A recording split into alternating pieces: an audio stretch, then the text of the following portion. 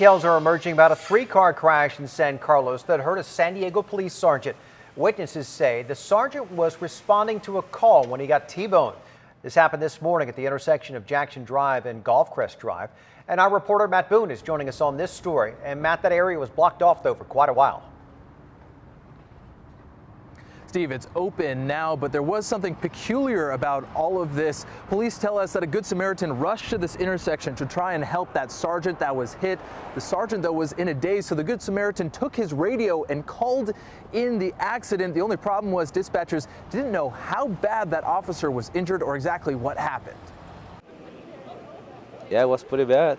Stopped at the red light. She was coming fast, so that's when she crashed the police and hit me. The man in this truck, who didn't want to be identified, jumped out to help. My instinct was look for the police guy. Ken Sinclair saw it too. Look in the mirror and I see the police car and this white car go up in the air like that. Police say the sergeant was responding to a nearby call of an armed man near Cowles Mountain and was trying to clear the intersection. The siren was on well before the accident. But after the crash, police say another Good Samaritan ran over to help and used the sergeant's radio to call it in, which was obviously a concern for the dispatcher immediately and any of the officers that were listening. Also causing confusion and a massive response. Reaction is the reaction that you had today, and that's obviously all of our resources coming to the scene, anybody who's available. The sergeant was taken to Scripps Hospital, conscious and smiling, but with minor leg and wrist injuries. Excuse me, do you know what's happening?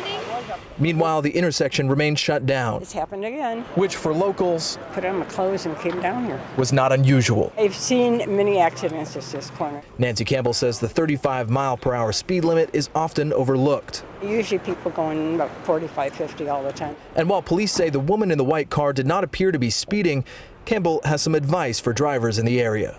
Well, you got brakes to use.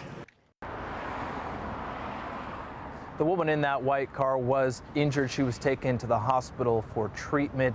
At this point, though, police have not said if any charges will be filed against her. At this point, it just appears to be an accident. And as for that man, that suspect that was possibly armed in the initial call, police say he was never located. Reporting live in San Carlos, Matt Boone, 10 News.